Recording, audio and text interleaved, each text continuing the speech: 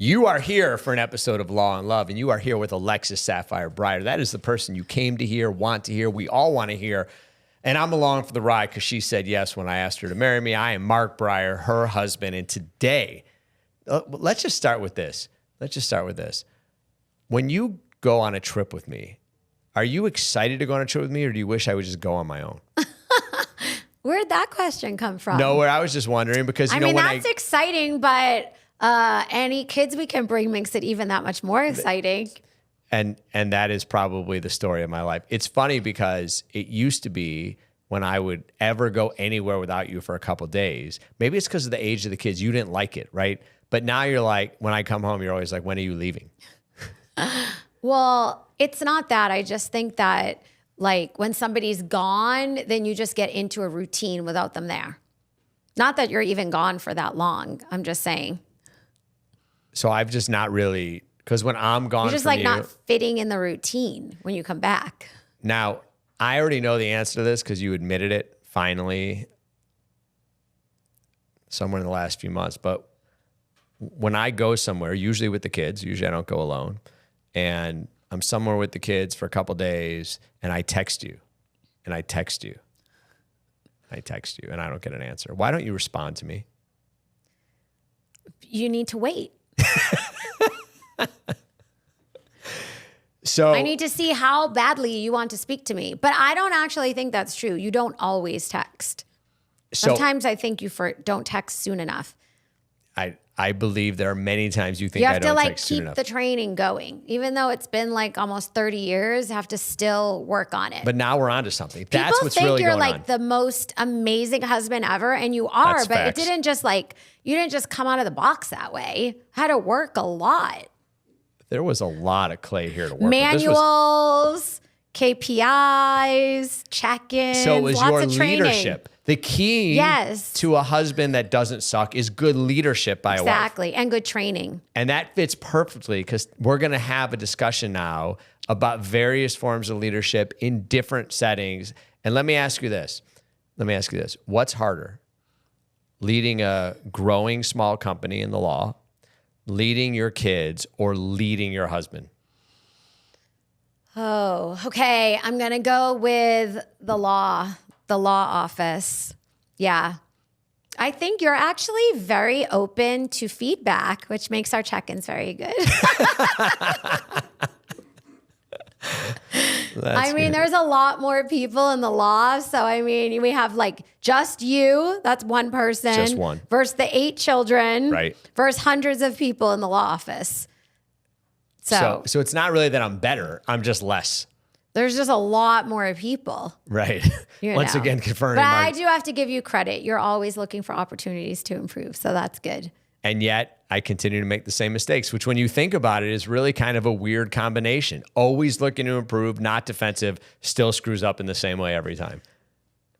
We got to work better on I just the realized leadership. It's a lack of leadership. All right, let's bring Jared in here and have some fun. You ready? Yes. All right, here we go.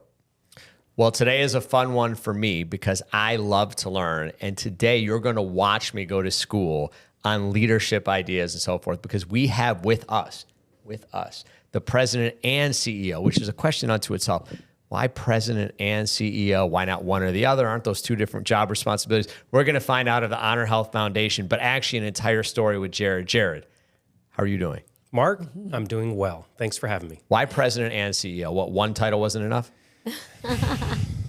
It actually has to do with organizational structure and voting rights on a board of directors, right? So president is oftentimes executing the orders that the policies that are provided by a board of directors.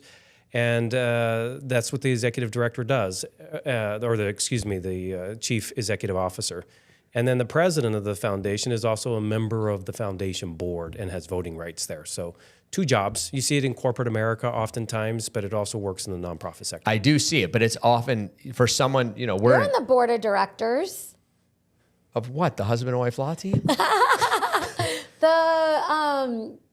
Yeah, well, I was on a nonprofit and I was on the board and then, they rotated. It's the only way I can explain how I got it, but I was chairman for a minute. However, all those things are foreign to me. In other words, like when I know CEO is super important. I know presidents are super important, but what you just explained to me, I did not know until you told me. I see it a lot, and you see a lot of people with those titles, but I never understood why. But it's because one's part of the regular org structure of the nonprofit, and one is part of the board that oversees it. That's correct. Very interesting. That is interesting. That's why that org chart's so important. But to you, it's like that question was just the dumbest question you ever heard because you've known that stuff forever. Well, Mark, let's not go that far.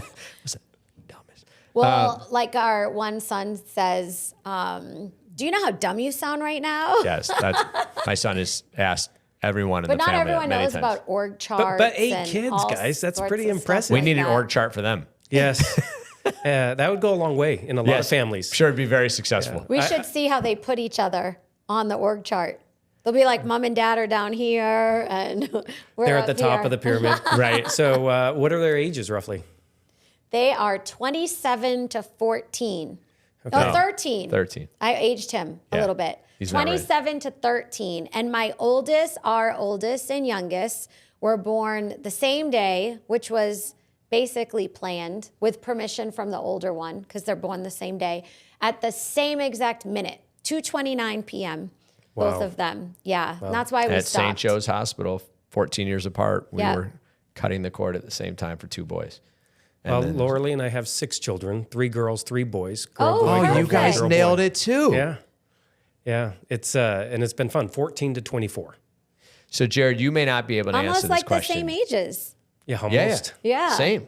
Oh, it is. I'm in a year. Basically, yeah. How fun. So you may not be able to answer this question, at least not on camera. I'm sure but there's a lot of questions I can't answer. that's but- true.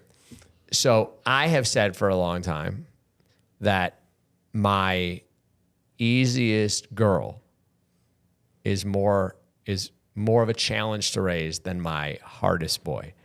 Are you allowed to answer that question here? I'm not through the process yet, so it might be a little early. But my oldest, who is a girl, has a really strong head. And I say she gets it from her mother, but everyone knows that that's not true. But it's good to push the blame that way. Yes, it helps me. But you know what? They're all really good kids. And I would say that the most important and impactful decision I've made in my entire life is who I married. That's what Mark says. The most important decision you make is who you will marry. I start preaching that at my kids from before they understand the language Before I'm they saying came it. out of the hospital. Because little girl, it's the most funny to important. hear you say that, Jared, because I don't know. I actually thought I had made it up and now I realize I didn't. But anyway, I do believe, I'm sure many people would agree with that. But when you realize things can happen in life that can have that you don't choose. But in terms of the choices we make, what choice is bigger than the person we spend every day with? Every big decision, most small decisions, all as part of this team you're creating from 1 to 2. And yet we were just right before the last episode was with divorce lawyers, and they were saying how often people fall in love, they've been dating a year, they go, well, I guess it's time to get married. We're that age, we're getting married. You're making the biggest decision of your life based on, I guess it's that time. Yeah, I went into this. I dated Lauralee for 3 years, chased her for 3 years, and I didn't get much of the time of day. And there's a long story I could bore you with. But at the end of the day, we both wanted a relationship that was loving and supportive and actually helped each other be happy and successful. And we went into it with that intentionality behind it. And I told her, I'm not doing this to get divorced. I don't want to get divorced. And I'm looking for somebody who also doesn't want to get divorced. We want to make this work. And unfortunately, that's now the rarity in most cases, right? The majority of marriages today end in divorce. And I didn't want that. And we wanted families. I came from a large family with 11 kids. She came from a family with 3. She wanted more. I wanted less. We compromised in the middle. What number were you? I was number 3. I had 2 older sisters. Wow. So we ended up with 5. That was the number that worked out for us. But then we had girl, boy, girl, boy, girl. You And we're had like, to even it up. You owed Let's it to shake the it out. boys of the world. That's what and so happened we to did. us. And we ended up with our 6th child and couldn't imagine family life without him. That's awesome. Was the but what was the dialogue when you're saying, so you look at someone and you're in love and you're like, I don't want to get a divorce, but no one says, well, I do, right? So if you were going to instruct your kids as they got older or someone else and they're going through it and they're going, what questions should I ask? Have you ever given that thought? Because I was thinking about that recently and I didn't know. Like I strongly believe the most important decision you make in your life is who you marry. I believe you shouldn't do it just because you're in love. That's a requisite, a prerequisite, but it's not enough.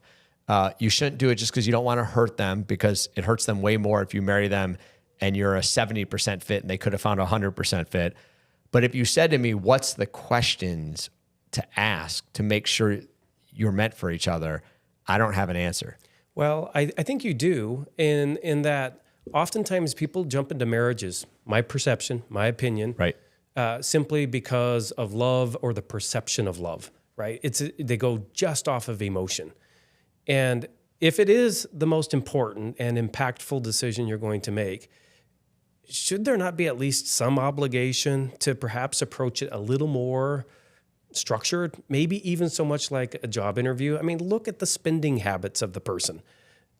Look at past behavior. I mean, you don't make investments today without looking at how an investment fund has performed in the past. You get an entire perspective. You don't you choose friends based upon who they're choosing and hanging out with.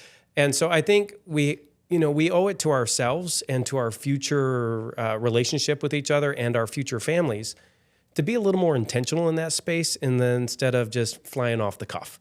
And there's a lot you can learn about each other. And it's not that you're saying some of these characteristics are deal breakers. Some of them may be. But go into that marriage knowing what you've got coming at you, and have some shared values. I find oftentimes if there aren't shared values, it's almost doomed from the very beginning. But you have to have some common beliefs and some common values, and then build on those. And what we can accomplish together, you all know, is a multiplier of what we would ever accomplish on our own. So before we came on, I was talking to you and listening to you, and when you've been around certain people, certain types of things, So I was listening to you talk, I'm like, Jared knows a ton about leadership, but I don't know your story as to how you ended up, not just where you are, but in listening to you talk about some other pieces. How did you end up? What is your story? I'll ask you a two-part question all at once. What is your story personally? And then how did you end up as someone who can take things over, get people aligned, lead different types of organizations and people? How did you get there? That could be a really long story that we don't have time for, but I'll give you a thumbnail sketch because it is an interesting story. Large family, 11 kids, growing up on a small farm in New Mexico. Ultimately in and out of bankruptcy, foreclosure. Family was homeless at one point in time, living in a barn. But education was always important. But also self-reliance was important. And my father strived to do the very best that he could to provide for the family, but it's challenging for 11 kids.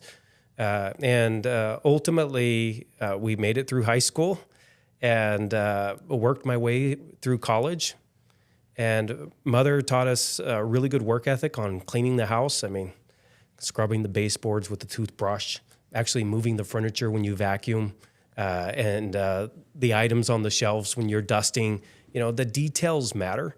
And ultimately, I ended up with an AA degree from a community college, and then a bachelor's degree, and graduated with my master's from Arizona State University while starting a family, while starting several small businesses, and while being actively involved in my community volunteering on various boards. And this, I don't want to say is a mistake, but it consumed an enormous amount of time active in politics.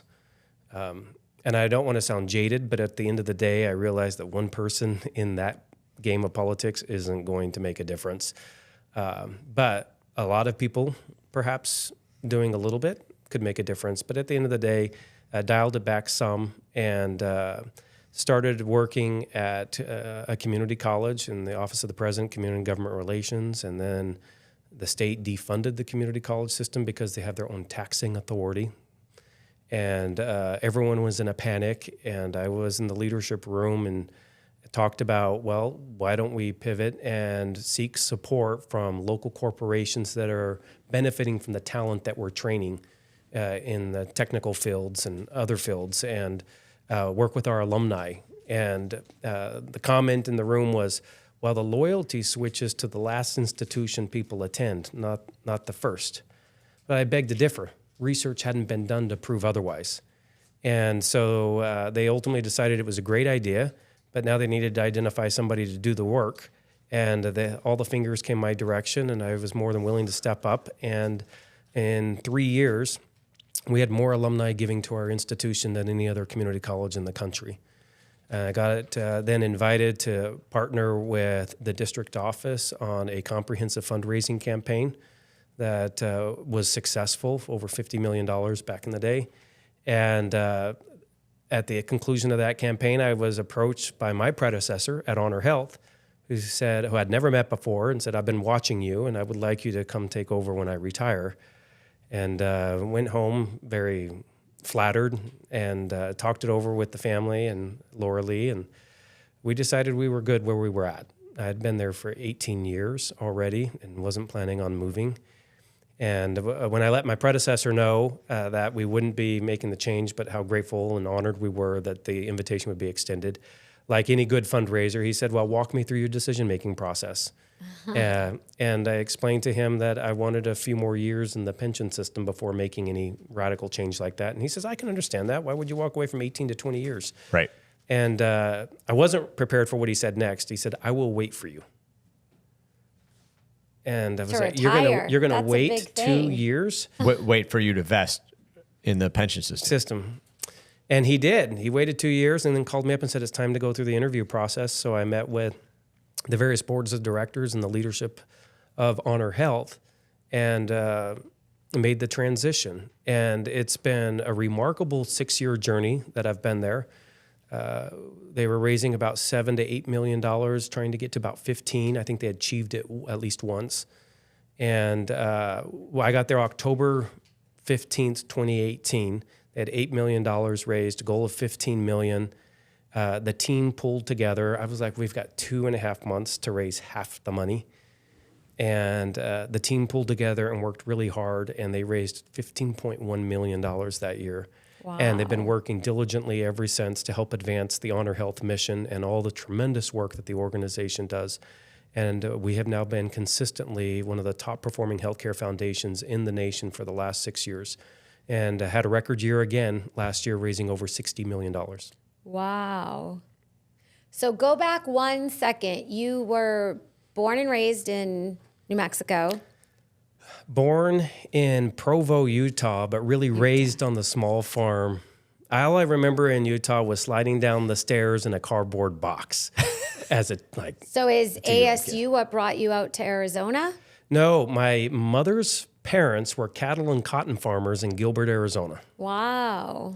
Not a lot of cattle and cotton farmers left in Gilbert now. No. As a matter of fact, my kids actually went to school on a school that was built on the very cotton farm I used to visit as a child. That's awesome. I mean, Very they probably cool. didn't care, but for you, that had to be pretty cool. Oh, it's remarkable. Yeah, how much progress has been made in such a little bit of time. Right. Right here in the valley. Mm-hmm. Right.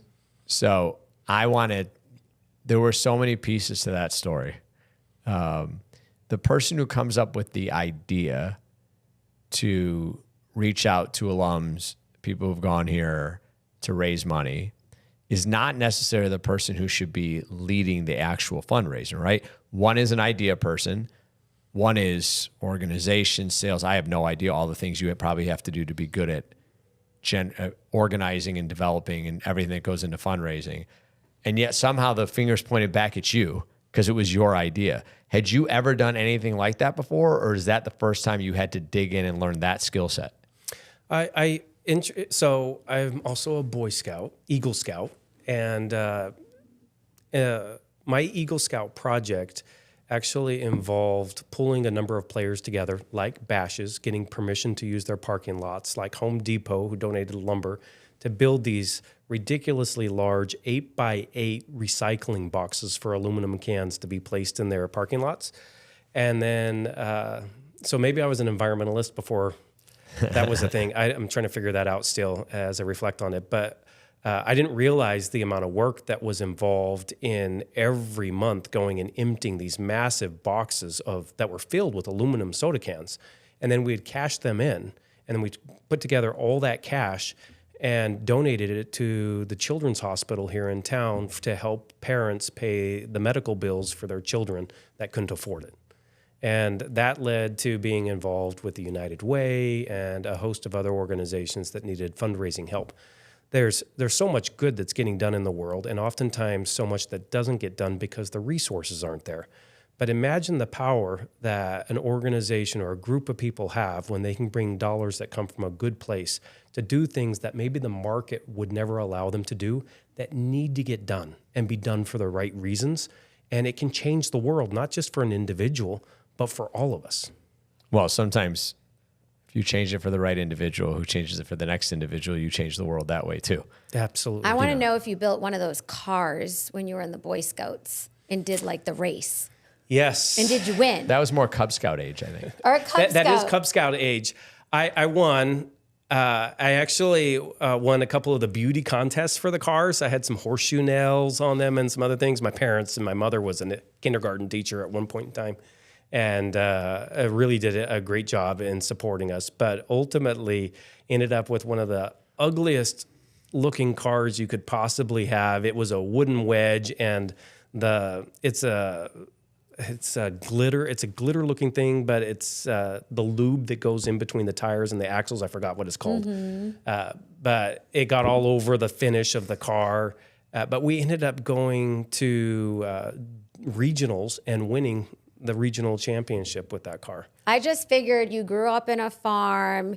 Your dad's probably really handy. You're going through all the Cub Scouts. I'm like, he probably was winning that race. Because I remember when my brother was doing those cars, and How'd your brother do? Oh, we didn't even get it down. Like, it went like this far. Oh, dear. Wait, My parents were lawyers. They couldn't do anything on a farm. neither of your brothers were able to get the car down the ramp? No. I mean, gravity takes care of most Could of you it. do a car down the ramp? My dad and I did it. Made it down the ramp. It did? It didn't win. I don't know. It what? Didn't win. It didn't win. I mean, maybe it made it down the ramp. I Isn't don't it know. funny what you remember? I actually remember they let you do some races in advance before the real race. And I don't remember, set your in the 8 expectations cars across, however many cars were in, I don't remember, 6, 8, 10. I won that. Really? In the actual race, good. I took 3rd out of however many there were. It was just my, it's not called a chapter, right? Your Cub Scout, your troop, right? Troop, no, is it troop? Yeah. Cub Scout troop. So Or pack, Cub Scout pack. That's pack. Yeah, Yeah. my fault. So in my pack, I did take 3rd, but here's what, and Hans Kasprick, who won. I don't know if I'm allowed to use names in this, but anyway, Hans won, and he then won the whole thing. So I looked at it like I kind of took 3rd out of everyone because I took 3rd to him, and but the reason I totally went off that sideways is it's amazing the little things you remember. I remember building it with my dad, who is not handy. I'm not handy, and I remember the excitement of winning the not real race. Like, it's funny what you would remember because you won regionals. I won the regionals, but with my 3 boys, we never won a race with them. But the rules had changed, and the resources had changed. We had a lot of people that were starting to send their cars out to Be industry manufactured. experts. Yes. That takes away the fun. It the takes whole fun away- is it takes that you're away the supposed to fun. do it like on your own and learn the skills. I don't want to go and- totally off sideways, but that's what's wrong with America. Like, here's Well, that's the about thing. winning if you're going to do anything you can to win. But I don't believe that. I believe that your that's not the real, spirit of your the Cub real, Scouts. your real goal of that exercise, maybe in part it's to learn how to build it, but it's to get kids to be self-sufficient. Look, Yeah. I only made it like 2 years in the Cub Scouts, so I'm not speaking on behalf of what Cub Scouts, Boy Scouts, and Eagle Scouts should do.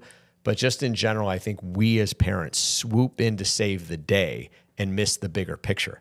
The bigger picture is not that your kid wins. The bigger picture is that they learn how to, go through like the build teamwork something, put in the of- effort, yeah. compete.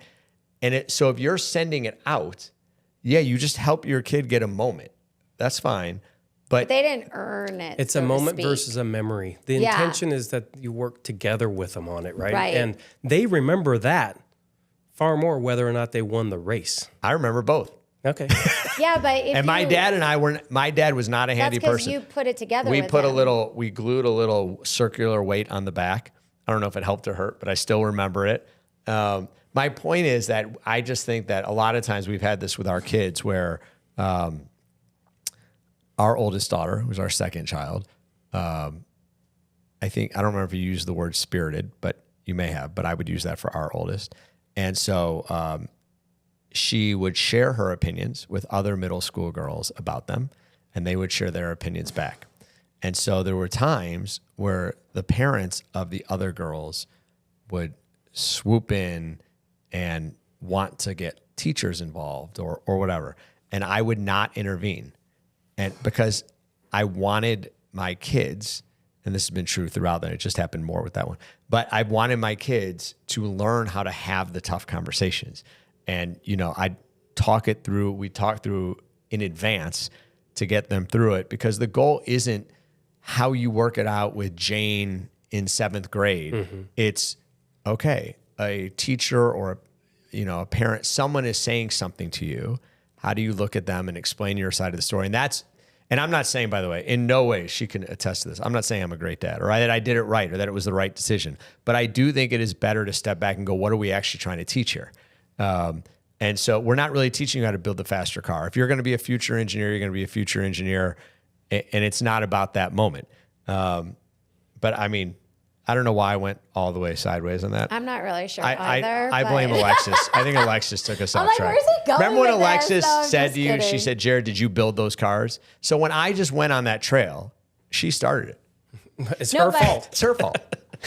I think I like what you said. It's a memory versus a moment. And if you sent the car out to be manufactured by some organization, then you wouldn't have all that memories of you being with your dad. Like, to me, if you just have somebody put it together and you didn't actually do it on your own, then it is a moment for winning, but it's not really your moment. It's like you kicked it to somebody else. It does teach you how to delegate. It does teach you how to delegate, elevate, and to delegate. Well, delegate, it's like in the world True. of fundraising, there's two types of fundraising shops.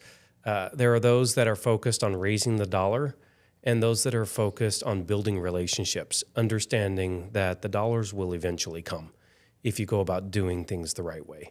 So we are a relationship-based organization, and I've tried to teach the staff, going back to even your earlier question, the importance of doing that, and that is done through shared experiences. It's not through email. It's not through text. It's live interaction on the phone, spending time together with each other in person, and getting to know them as a human being. And that will do more to build relationships, these shared experiences, than any infinite number of emails or artificial intelligence, phone call messages, or anything else. We've got to have that shared interaction. That's what we value as human beings. That's what we want. And that's what our children with their fathers or their mothers wanted when building those cars.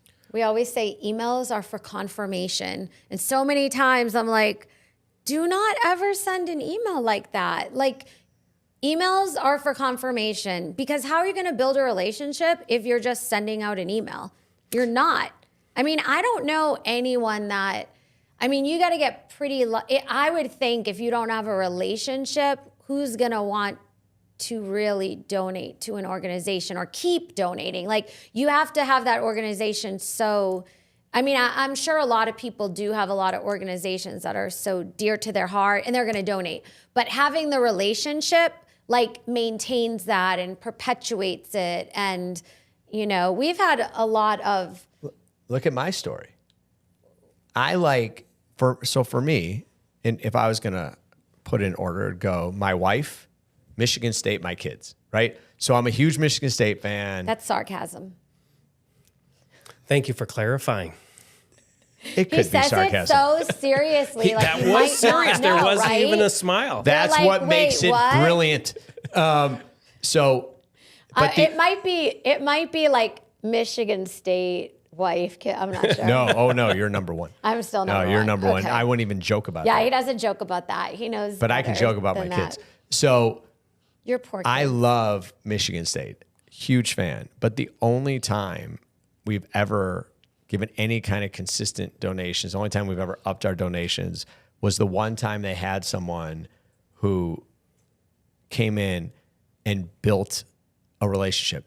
Another person that came in was heading in that direction, but then he took other opportunities. But that's for something that's near and dear to my heart. Now, on the one hand, how much of an impact can I make by donating to Michigan State? You know, it's a massive school and so forth. But it's funny to me. I guess I hadn't thought of it from this side. I've never been on your side of it. Even for something that I care, right before we went on, I was talking about the game time that was announced for Michigan State, right? So it's a joke, but the truth is, you know, a lot of my kids sing the fight song. There's a lot of Michigan State love in the house. And yet the donations came when there was a personal relationship, not with a head coach, just with someone who actually called and said, "Hey, how's it going?" Yeah. Who would talk to you about Michigan State Talk to me about anything. and though. knew his name. Yeah, really. Yes. Maybe it came down to just that. Even though I just want to be clear. I don't have any, there's never been a time I did not donate to Michigan State because I was upset they didn't have someone to talk to. It was the opposite. It was when there was someone that knew who I was and we knew who they were and they seemed to take some interest. I knew they had a job to do, right? But some interest for some ongoing period. Then it was like, hey, when the ask came, it was, yeah, of course. Well, there's two things I'll share with you. One is the dirty little secret in fundraising industry-wide, that if the gold standard is relationship-based fundraising, then keeping your staff and keeping them happy and helping them be successful becomes disproportionately or very significantly of great import, right? Because relationships aren't built overnight. It takes time. And so if you bring somebody in and they're here today and gone in a year or 2 or 3, you're starting all over again. And the donors stop giving along the way. So we try to make that very clear up front that if you're coming here and going to join the Honor Health Foundation team, we're looking for somebody who's willing to put down roots and help us be better, bring all of you to the table, and help us grow from where we're at to advance the Honor Health mission.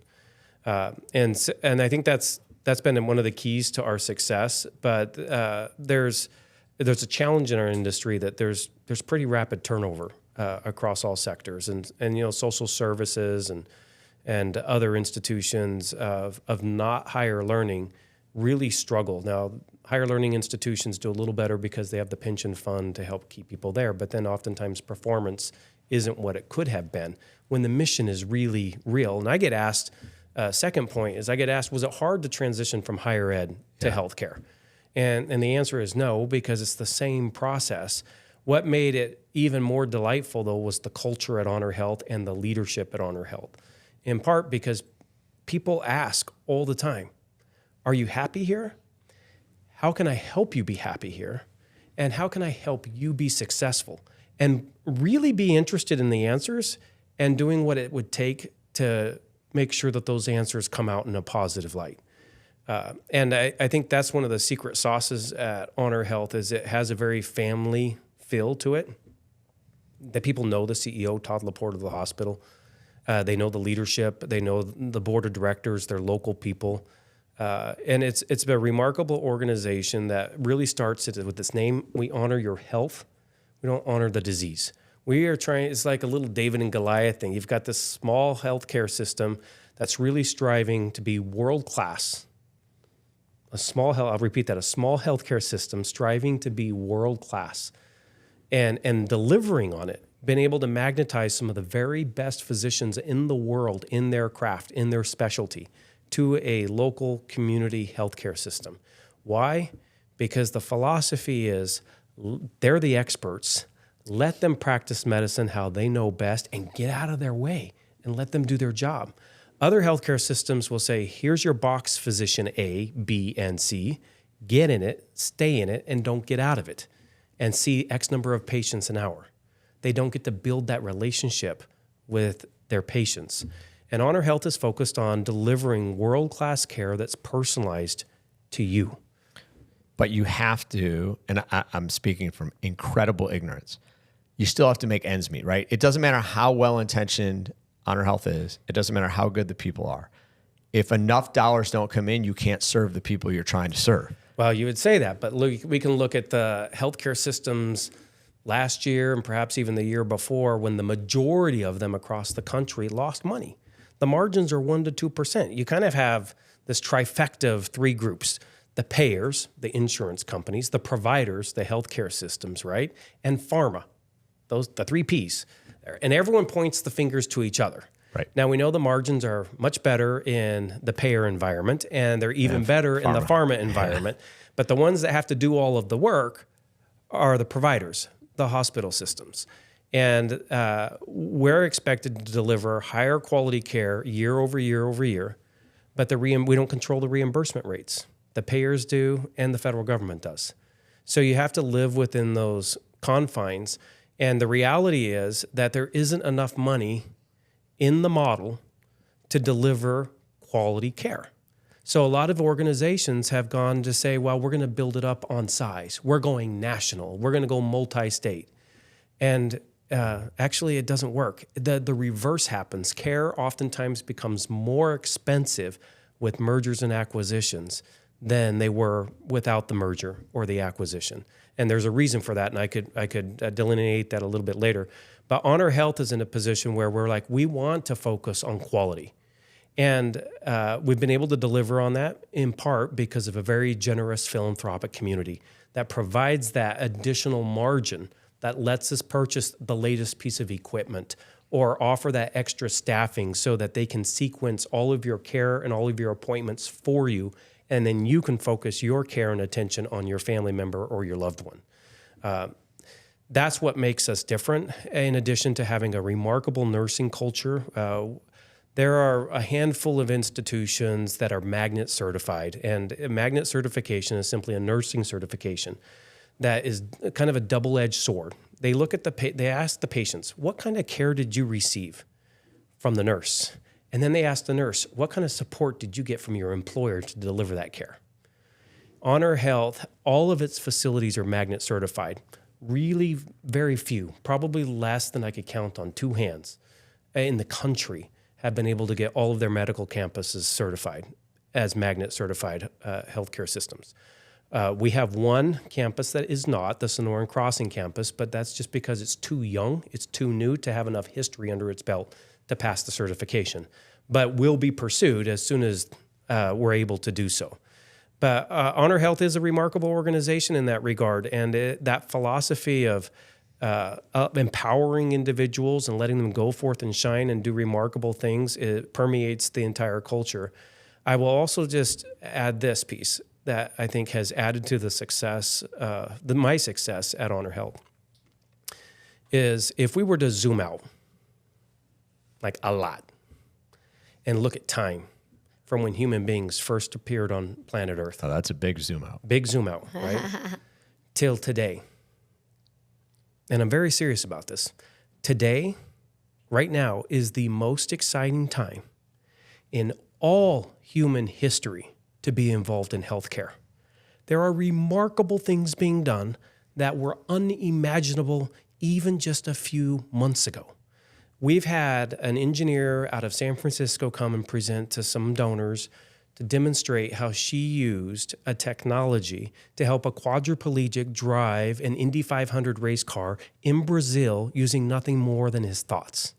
Wow. We have a physician at Honor Health who has helped a young 18-year-old patient who had been down around the world seeking medical care, who's perfectly fine, and then all of a sudden started going into these pass-out fits, and nobody could figure out why she was just passing out and then convulsing on the floor. And they had been all around the world looking at subject matter experts, including some top healthcare systems right here in town, and ultimately decided to check out the local community healthcare system, Honor Health. One of the top physicians in the world, Dr. Tosani, who specializes in endocrinology, discovered that there was a small growth on her pancreas. Now, the procedure calls for removing all of the guts of the human being and performing the Whipple procedure on the pancreas, and then putting everything back, and you're kind of never really the same. And this was a beautiful, healthy, otherwise 18-year-old girl. And he didn't want to do that to her. She had her whole life before her. One small growth on her pancreas. And he was aware of a new technology that used sound waves that could permeate the body, pinpoint exactly where that growth was on the pancreas, and burn it off without cutting any surgery inside or outside of the body. He contacted the leadership of Honor Health, requested permission to have that instrumentation flown in. It was delivered 24 hours later, performed in the hospital on site, and she walks out that evening. Life changed, doing surgery with sound. There's all kinds of remarkable things, regenerative medicine today. There's a lot of investment being made in anti-aging. You've probably heard of the singularity is near. There's a lot of people who've talked about that and written books about it. But where we're living in an age where innovation and technology is coming at us faster than we can humanly process that information. And it's leading to all kinds of new discoveries and opportunities, new devices and ways to help the human being thrive in an environment that we had never thought before. And so some have postulated that, aging is simply a technological problem to be solved. And that there is the possibility of human beings once again being immortal. But look what Elon Musk is doing with the Neuralink, right? I mean, the ability to connect your brain to the internet and visually recognize everybody and pull up their social media accounts as you're walking down the sidewalk. In essence, knowing everybody without ever having met them. Now, that some people get freaked out about that, and probably rightfully so. But there's a lot of, we have a physician at Honor Health who installed one of the first stents in the United States, but pushed industry further to say, I want you to develop a dissolvable stent so they can put it in, and over time, it melts away all the calcium and the hardening of the arteries and completely disappears and takes all the bad stuff with it. That's happening now and has been happening for a number of years now with Dr. Reisig.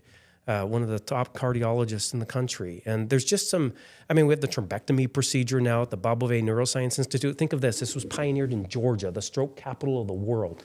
Georgia, the country or the state is the stroke capital of the world? The state. A lot of federal funding went into this. But a diet does matter. So does exercise, right? But there's other states with the similar diet and exercise. Why is Georgia the issue? A lot of the reasons I just mentioned. But at the end of the day, they pioneered what's called the thrombectomy procedure for stroke. So when somebody has a stroke, oftentimes it can leave them with a droopy face, completely loss of speech, and paralysis, right? Life will never be the same again for that person. Right. Oftentimes trapped inside of a body. Right. Mind is great, everything's great, but they can't move and they can't speak. They're trapped. What if you could reverse all of that? That's happening today with the thrombectomy procedure. Pioneered in Georgia, we now have it at the Bob Bovay Neuroscience Institute. They can basically go up your groin with a small vacuum cleaner all the way up to the clot of the brain with some amazing technology, ensure that the vein is intact post the clot. And if it's still intact, with a small vacuum cleaner, they can just suck up that clot, remove it, restore blood flow, and instantly in front of you, the paralysis starts to go away. The speech is restored. And the patient goes home with a Band-Aid on their leg. And quite frankly, if they wanted to, they could go jump on a trampoline with their grandkids. Life restored to normal up to 24 hours after a stroke. Not every candidate's qualified for that. Of course. But it happens. It was miraculous that it's happening today. It's reminiscent of the stories when insulin was first injected into kids for the first time, and they went from an entire ward of kids on their last hours and days. And by the time they finished injecting insulin going down the kids, the first kids were up like it never happened, right? Because we know what insulin does, and now insulin's an everywhere, everyday thing. But it was a miracle. But these kinds of things are happening. We have the Research Institute at Honor Health that really looks to personalize cancer care. So we have people from around the world that are told, get your affairs in order. There's nothing else that science can do for you. We're kind of at the end of what is available for you in your cancer that you have. But to see family members advocate for each other and say, no, I still want you here. You still want to be here. There have got to be options. And they push and they push and they push against all odds. And out in the middle of nowhere in some nation around the world or some state around the country, they learn about Honor Health Research Institute. They come here in our partnership with TGen. Their genome is run, their DNA is run, and our physicians in 10 days can get FDA approval for a custom cancer treatment just for you based on your DNA and your genome. And they have been able to. This is going to be a very strong statement. And it doesn't happen in every case, but we're seeing it happen more and more regularly. They have been able to cure people from incurable cancers after seeing multiple professionals, and it's happening with greater frequency. So when I talk about that this is the most exciting time in all of human history for healthcare, it is not an exaggeration.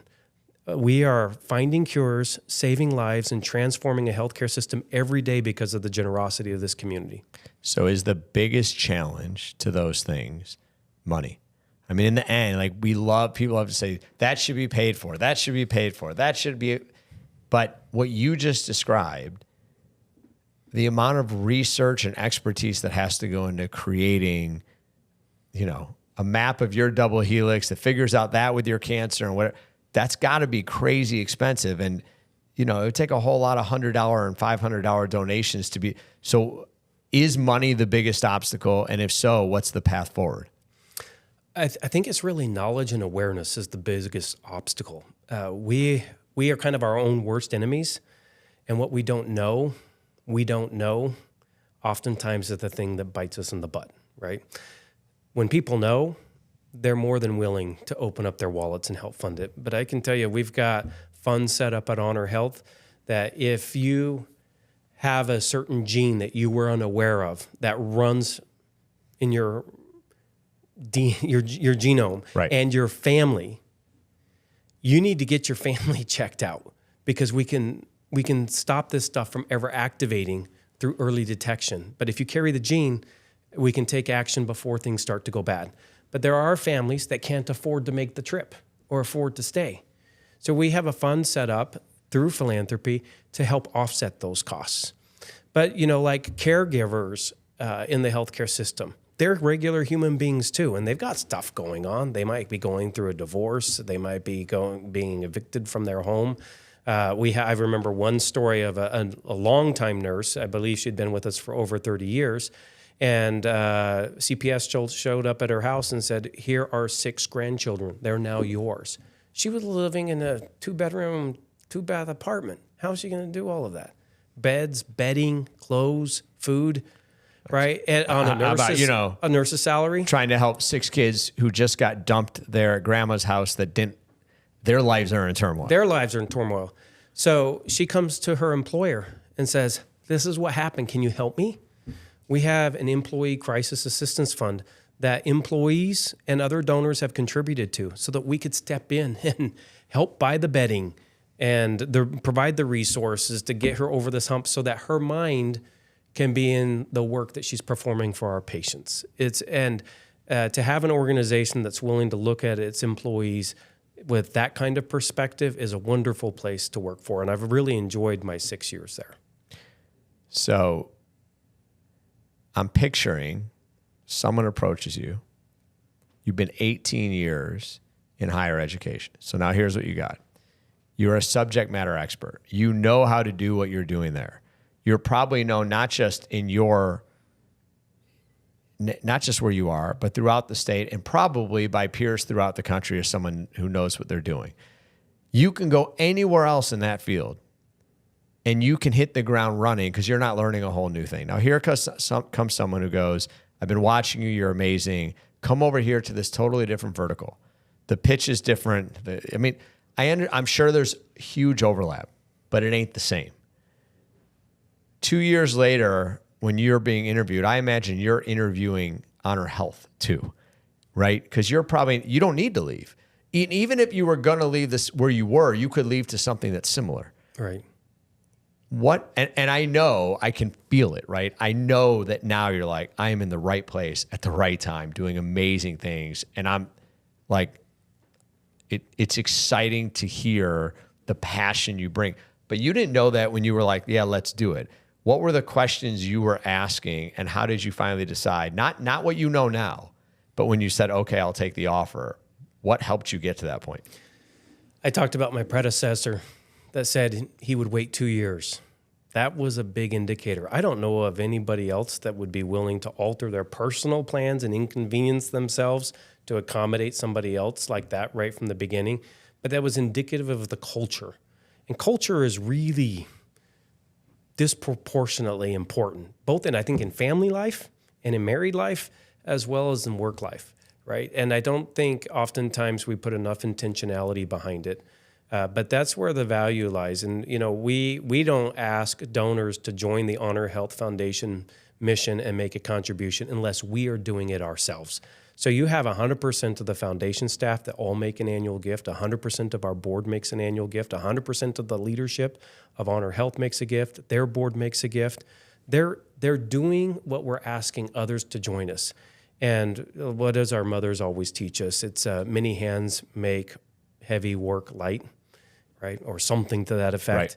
Right. That if all of us are doing it together, then literally these cures that no one thought were possible as cures are being delivered as cures, that every day lives are saved, literally saved every day.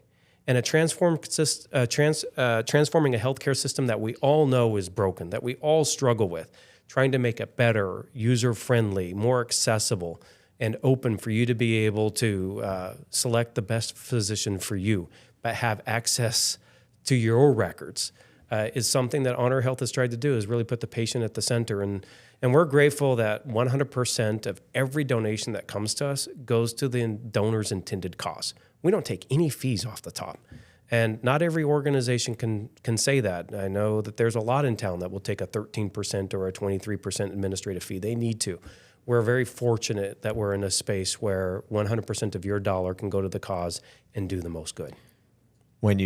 By the way, that's amazing, because there are administrative costs. So someone still has to spend that money to allow people who are doing that, which is great for the people who are giving, right? Because they know all the money's going, because you do have to carry it. I mean, the overhead costs are real. They're real, yeah. Right? I mean, it's not. So you step in, now you're going into a new place. You've never been in healthcare space at this point. What do you do as a leader in the first year to get people to go, wow, we have the right guy here? I spent a lot of time with them, probably disproportionately so, one-on-one, getting to know them and knowing where they were at.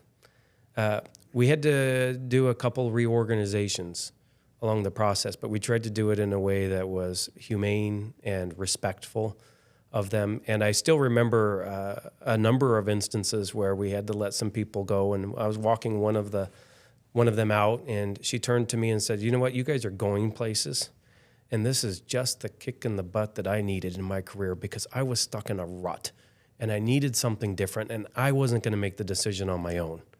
You recognize that, and you're helping me be a better person. She went on vacation to Hawaii, sent us a postcard. She stayed in touch over time. But we were talking a little bit about the importance of love and in families, and loving and supporting each other. But we oftentimes think of love just as that kindness and that permissiveness and that charity. But there's another end of love that has accountability and responsibility to it. And it's actually the part that makes love work. If it was just permissible, love would not work. But holding each other accountable, holding each other responsible, and encouraging each other to do better than we just did, that's real love. But we struggle as like in our marriage. I'm afraid of her. That's you shouldn't quite be afraid, Mark. Is that right? I'm working on it. But there's a way to get there, but we have to be willing to hold each other accountable to that. And I think that's what we tried to show. It was a form of tough love. But, we've got a wonderful team that works with us now, that are all passionate. They're some of the hardest working people I've ever come across in my career experience. And it shows in the results. We're raising a remarkable amount of money. We have a remarkable amount of money yet to raise, and it will be a problem that never really gets solved. But knowing every day that we're closer to a cure, and in some cases find cures for individuals, and that lives are saved every single day because of new equipment or new technology or a new education and training program that was put in place or new resources, being able to locate them closer to the patients in need, makes the work very, very meaningful. And that story you just told, Jared, to me, if you want to be a great leader, and when things get difficult and you have to let someone go and say, hey, you're on this seat on this bus doesn't work for you, right? And they give you a hug on the way out the door because they understand, because it was talked about, it was coached, it was there, you may well be doing something right. If someone walks out yelling and screaming, for the most part, there was probably something that was a lost opportunity as a leader in terms of what did you share? Did you create clarity? Because there really shouldn't be a surprise, right? Do I know what I'm being judged on? Has the person shown they care and they've tried to help me? I still didn't succeed. Not a lot of people will go out yelling and screaming that way. Now, it is in part a reflection of that person to say what they said, right? For on her way out, for her to acknowledge what she did and stay in touch and send a postcard is also a reflection of her. But it's a reflection of the leadership that was going on your end too for that to happen. Well, transparency and communication are key in marriage or in the workplace. And I don't remember who said it, but they said, if you ever think you're through communicating, you failed to communicate enough. So I'm about to turn to Bonnie Blue because I see out of the corner of my eye, she's trying to get my attention. But I just want, in case she's going to cut us off and end this podcast, I want to tell you something. Because untold millions are going into this anti-aging and everything else in sciences. And I think I already have the answer. It's just denial. If you refuse to accept you're getting older, don't you think that's work for me? It may not be working. That was not totally convincing of a nod. No, but it was a nod.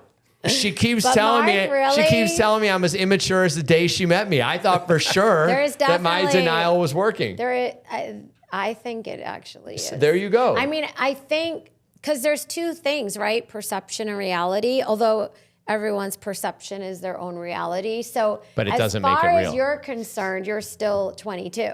Right. Right. But no aging here. No one actually thinks that. I believe it. But if you believe it, then that's all that matters. And the mindset is so much of what matters. So much of what matters. So you don't need any anti-aging thing. All the anti-aging thing I'll take. We can just leave it from him. Bonnie Blue, are you going to give me questions? Yeah. I have a question. All right. This is where I get questions. I have no idea what's written here, but I'm not the one who has to answer it. You do. Are you ready? Well, we'll see about that. That's right. It's Oh, that's interesting.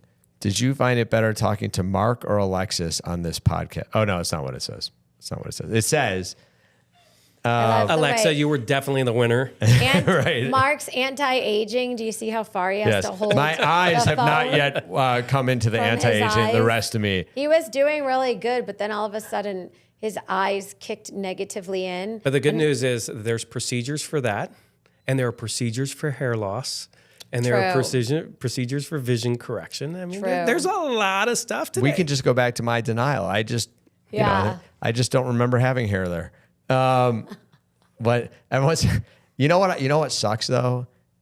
It's pictures, because from day to day, or even as I look in the mirror, I don't see any changes. But then I get a picture, and you see it 15 years ago, and it's just even so then sad. He doesn't see it. So quick true story.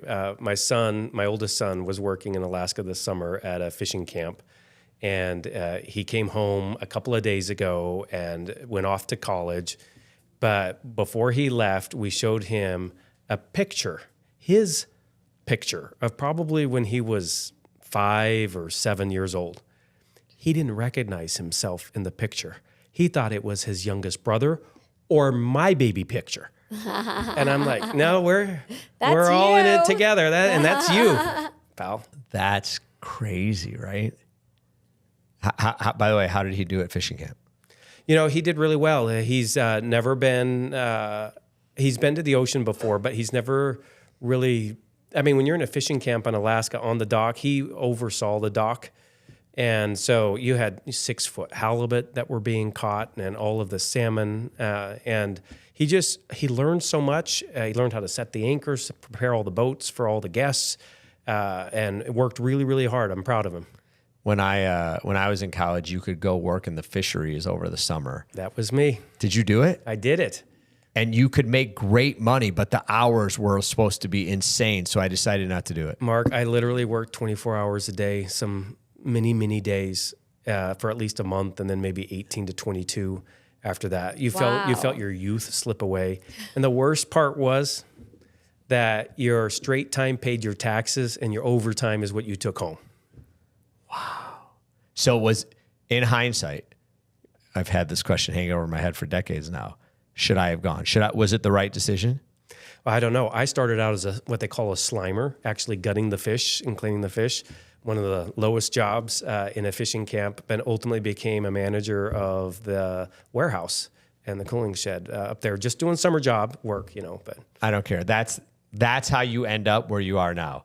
You took the bull by the horns, even as a kid in a fishing job over the summer, where you could have just sat around and said, this stinks, and somehow you worked your way out of the slimer role to the manager role as a kid.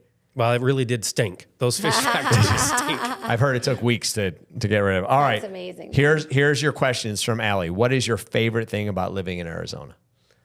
I love this state for a lot of reasons, but one of the things I would put at the top of that list is the ability to change the environment so quickly. In so little time, to be in pine trees up in Flagstaff or into Sedona or on the river or on a lake or 5 hours away on a beach in California or up in Las Vegas. I mean, you can really change your environment quickly and you can still get around in this state. It's getting harder. I hope the state legislature does something about that. But you can change your environment here really quick. Even sand dunes, if you wanted to go sand duning, right? I mean, and you can get out and you can get away from people and just dramatically change your environment quickly and easily. Same day, you can go snow skiing and come back and be in your backyard pool. Right. Yeah, that is amazing. All right. So before we end it, there may be people, I hope there are people, I actually hope there's many, that heard what you had to say and said, Honor Health sounds amazing. The foundation and the work they do is amazing. I want to be involved. How do they reach out, connect, raise their hand and say, I want to be a part of what's going on over there? Yeah, and if anyone wants to volunteer their time, we have a great volunteer network. They can volunteer throughout the healthcare system as well. We need many hands because there's a lot of work to be done. But if they would like to make a financial contribution and or through our Ovation program, honor one of their caregivers with a philanthropic gift, they can simply call us at the office, 480-587-5000, or go online and go to honorhealthfoundation.org. Select a program of importance to you and make a gift to that program.